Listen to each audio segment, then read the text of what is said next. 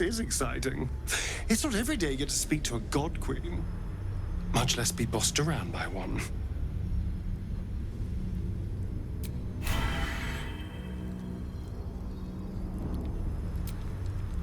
My orders were to keep the artifact safe, not pry into it. But I'd be lying if I said I wasn't curious as to what exactly it's hiding.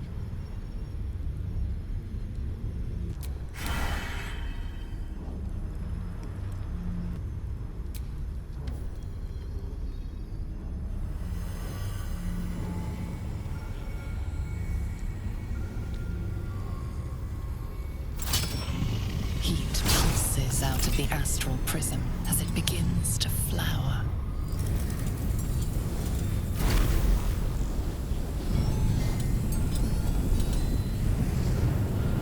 Your mind burns hot with excitement.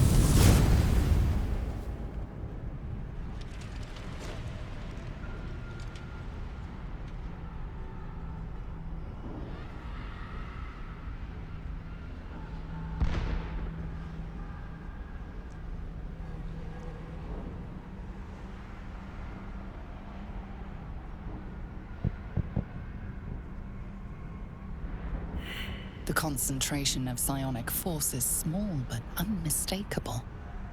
This must be a pocket of the astral plane. It's quite beautiful. Though dangerous things often are.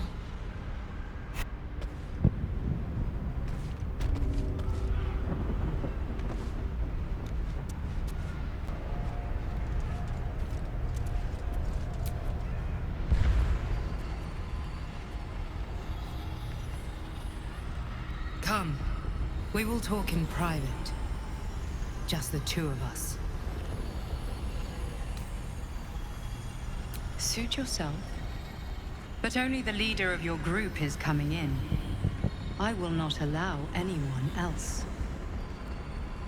This one's all yours.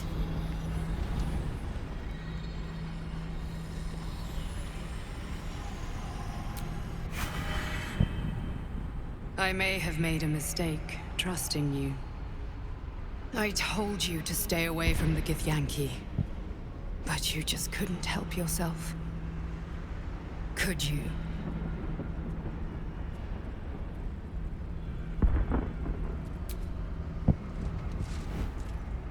You are a worthy ally.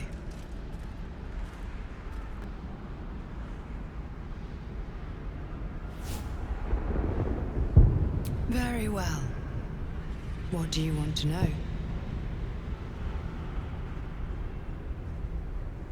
Vlaakith wants me dead because I know her secret. It is a secret so great that if her people ever found out, that would be the end of her rule, the end of her. That same secret is how I've been protecting you from the Absolute. I can hear your thoughts. You think I'm lying. Vlaakith warned you that I would try to deceive you. But consider this. What reason have I to deceive you? I want the same thing as you. Freedom. I'm on your side. I have been since the very beginning.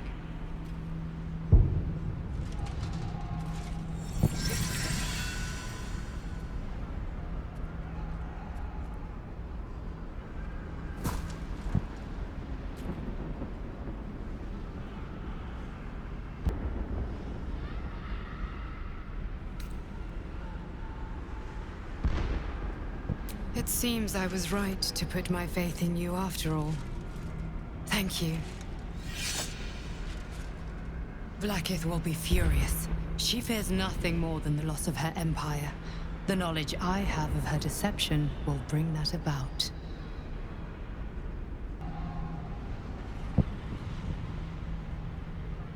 Godlike in power, yes, but with none of the sanctity. Vlaakith is lying to her people. She pretends to know how Gith destroyed the Mind Flayer Empire. In truth, she knows nothing. If the Illithid Empire were ever to return, she would be incapable of stopping them. And if her people found out about her impotence, there would be mutiny, revolution, the end of her rule. But that very power, the power to resist illicit control, which Vlaakith only pretends to know, is how I've been protecting you. I suppose she hoped to extract it from my corpse. Since you spared me that fate, she will come for you.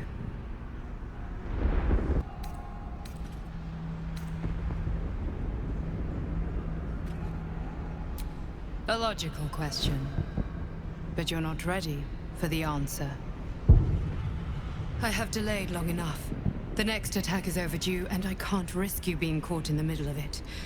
I need you out there, searching for the Absolute. You were on the right path, to Moonrise Towers. Return to it. I hope you are ready to face Blackith's wrath. The entire Creche stands ready to kill you in her name. Good luck. What happened in there?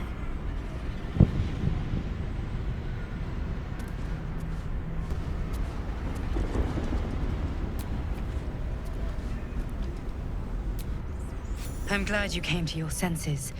Now leave, before the others come for us.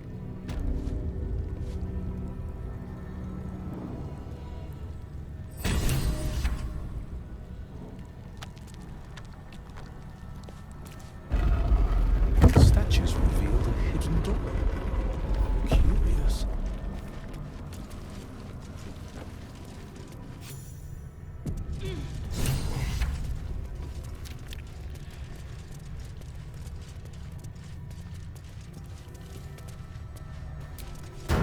Incredible. Completely untouched. It looks frozen in time.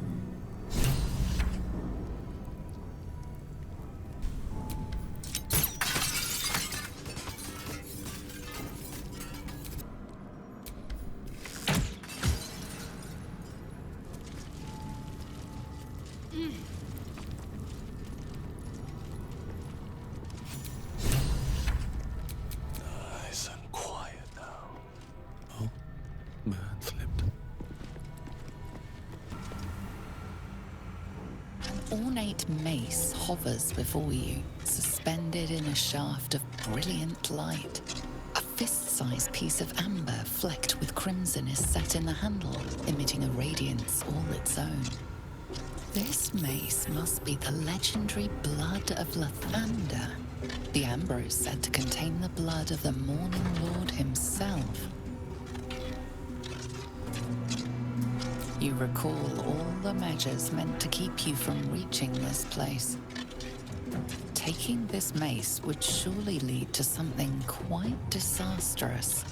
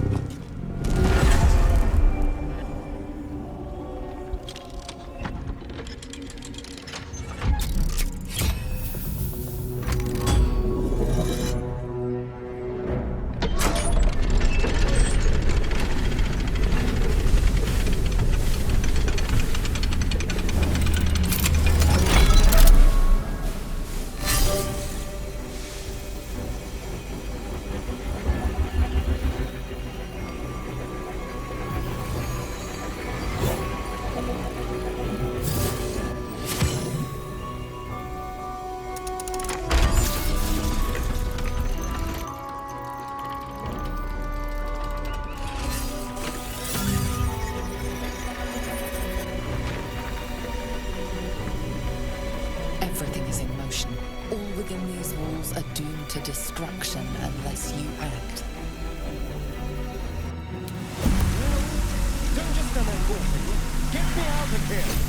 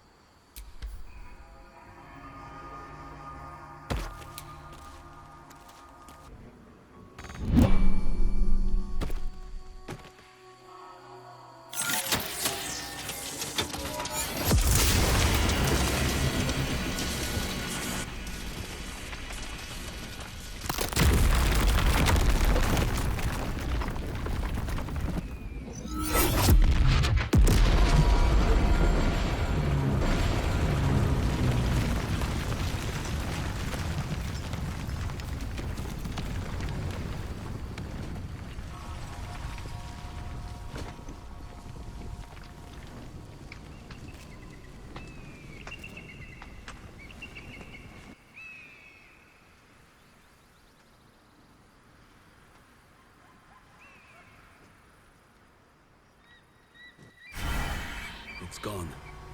The entire crash is destroyed. Let's leave, before we're asked to pay for damages, in gold or blood.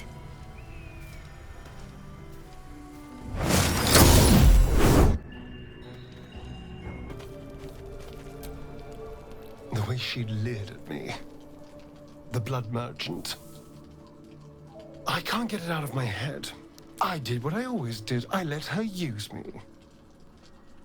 Why does it feel different to all the other times then?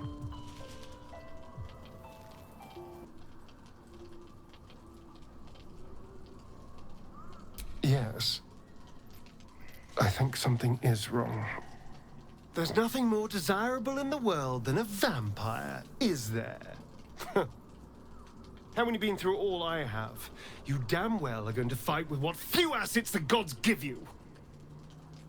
But a part of me feels sick when I think about getting on my back for breadcrumbs again.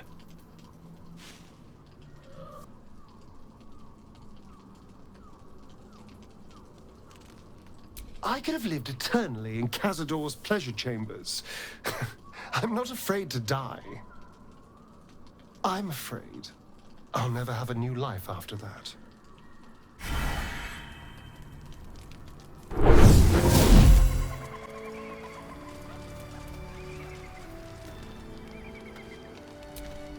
Shame that monastery had to go up like that, taking my impeccable reputation for success with it.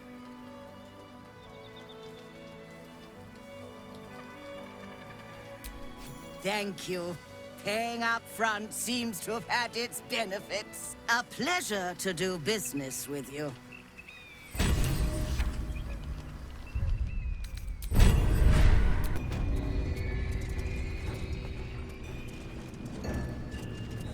All one under the ash. Good work. We're gonna wait until it's quiet and then bust out the back wall. You, however, are the clincher. Once we move, keep the patrols busy. If the bastards spot us, all of bloody Moonrise will come down on us. We'll move once it's quiet. Until then, be ready.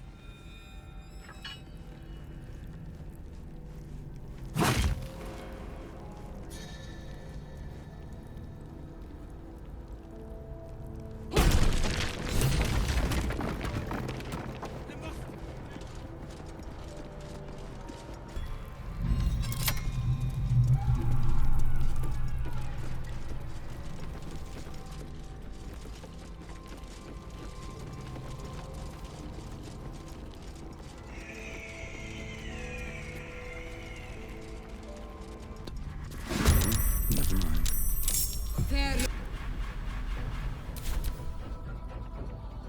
It's too late! We have to leave! The Iron Hand Gnomes thank you! Ha! Your sacrifice will be remembered!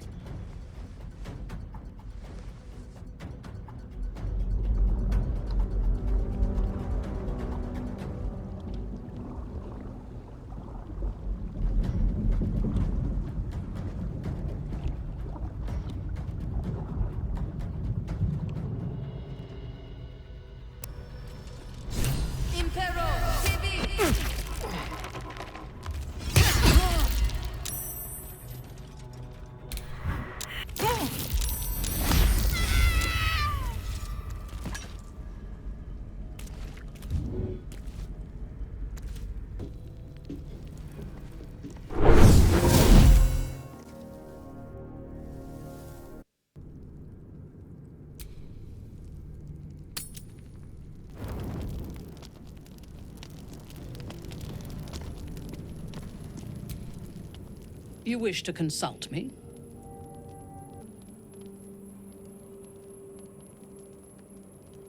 I fought at his side once, shortly after my conversion.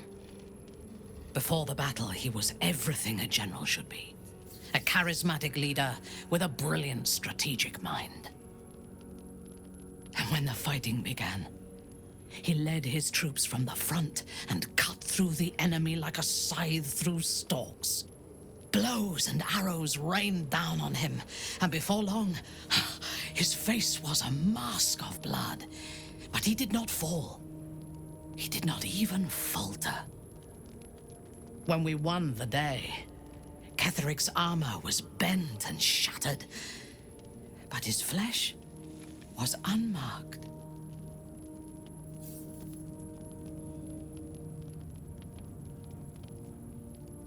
I have lived long enough to know that few things are impossible in this world. Ketheric's power is a rare thing, though. I have never seen its like. The necromancer Balthazar is Ketheric's chief advisor. One who has mastery over the dead may well be able to help the living cheated. He is usually in his laboratory, elbow deep in offal, or clinging to his master's side. If he left Moonrise, his mission must be urgent. We should ransack his chambers and see what secrets he keeps for the great general.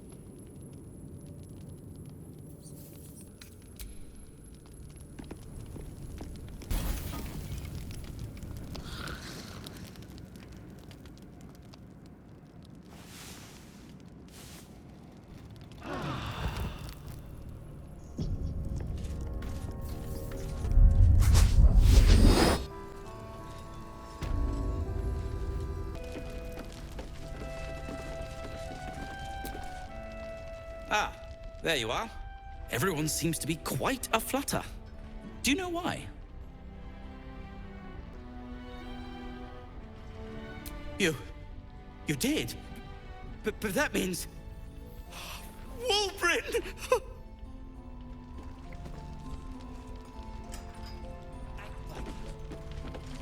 We're with you to the end, sir.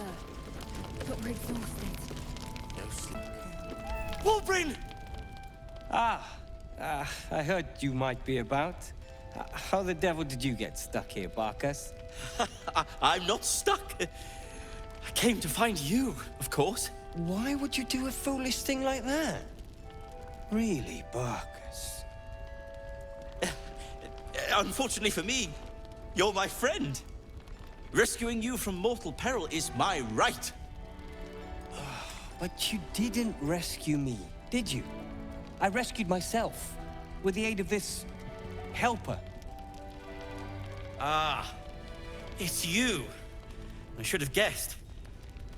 Thank you very much for your help finding Wulbrin. You don't belong here, Barkus. As soon as the way is clear, pack up and head to Baldur's Gate. But... Wulbrin... The rune powder... We need to discuss what you're going to... I said go home!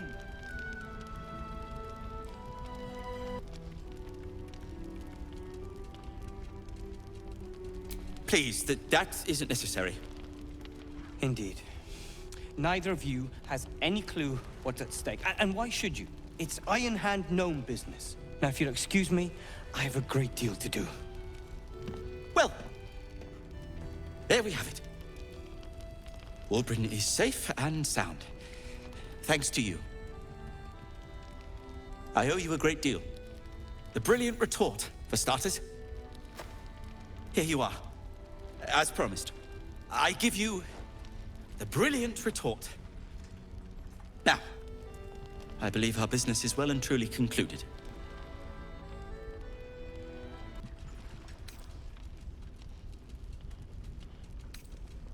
One and the same.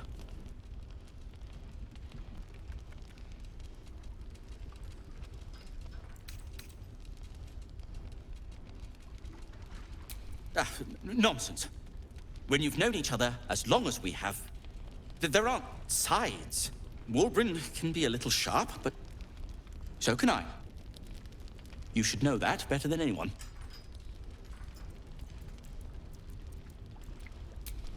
Well, perhaps Wulbrin is right. Perhaps I ought to return to Baldur's Gate.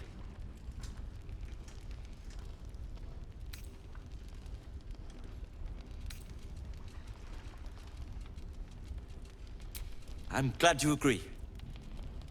Well, I'll just, stand over there. In case Wilbur needs anything.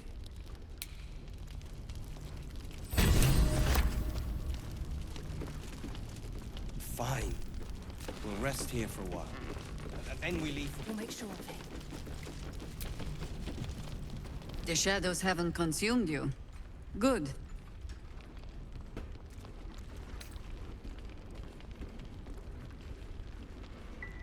Gruesome, isn't it? I'm glad you survived the encounter, at least. Did you learn anything more?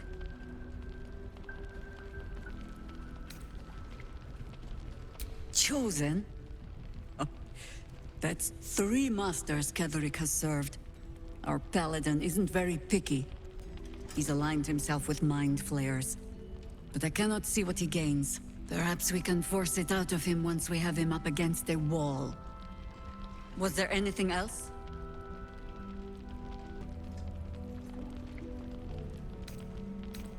The great general is paranoid. Good. That means he's protecting something. I'll wager it's the source of his invulnerability. He'd protect that at any cost. Was there anything else? Then speak. The same way hoppers learn of anything. Poking noses where they don't belong. We sent an agent to infiltrate this cult. The latest fad among the city's bored nobility, I thought. Until that same agent returned and tried to plant a knife in my neck. My first encounter with a true soul. I'm glad ours ended on friendlier terms. From there, I made some inquiries of my own. Saw firsthand how easily the cult could turn friend to foe with but the twist of a tadpole. And so I gathered my harpers and came to the source. Moonrise Towers.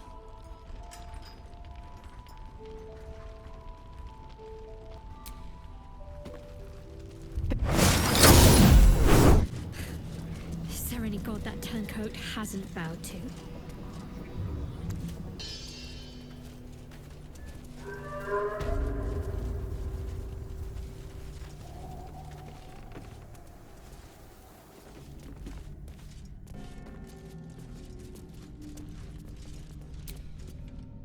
Don't call the doctor yet. I've got potions, sutures. I know I can do this. Oh, you're a patient. This is the children's ward. Triage is back that way.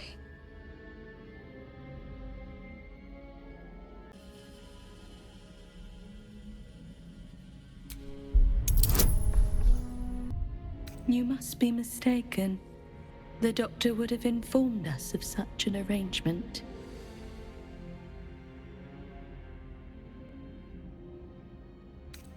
I will sell you what I can, once I've stabilized the patient.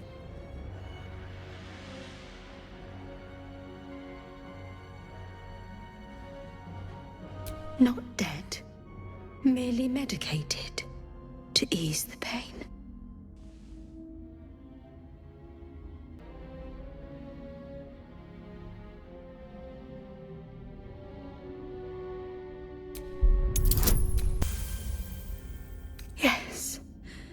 Yes. I knew these hands would not fail me. The patient is sure to recover.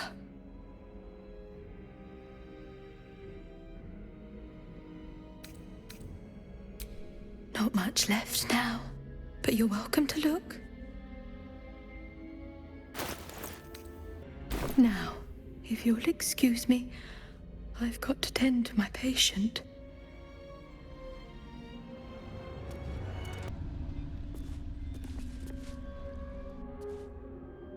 The objective of the Scalpel Sisters is to soothe. For the scalpel indeed is an extension of Shah. See how the patient reacts when I but stroke the right nerve. Hear its comfort, hear the very melody of mercy. Pray, sister. Show us the extent of your beneficence.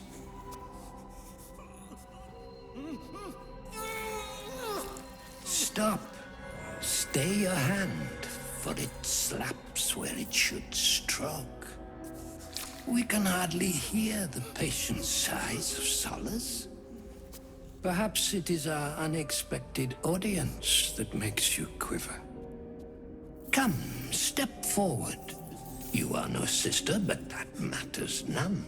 Every student is welcome.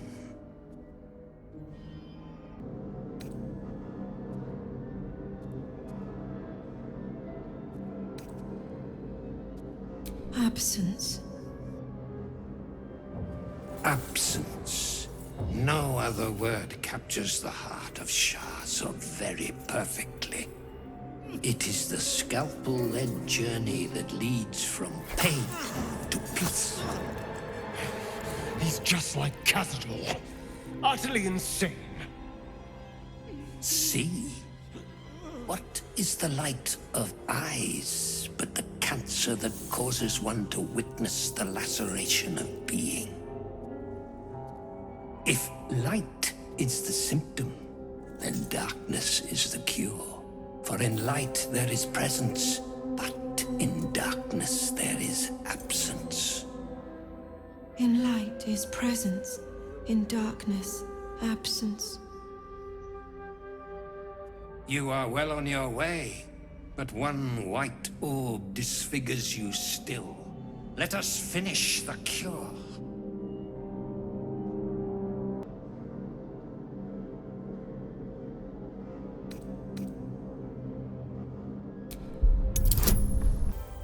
You remember Ashar and Maxim. Go forth and sow doubt, but do not compel it, for only the willing may know the lady's embrace.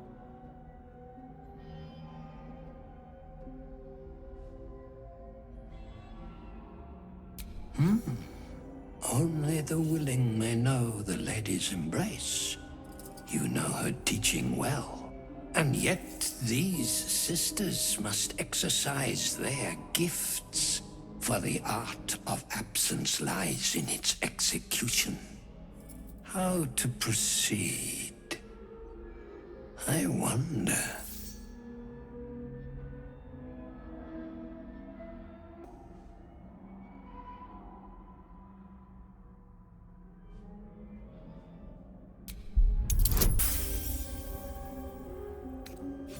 I see now. By example, I must edify and quell the light that blinds us.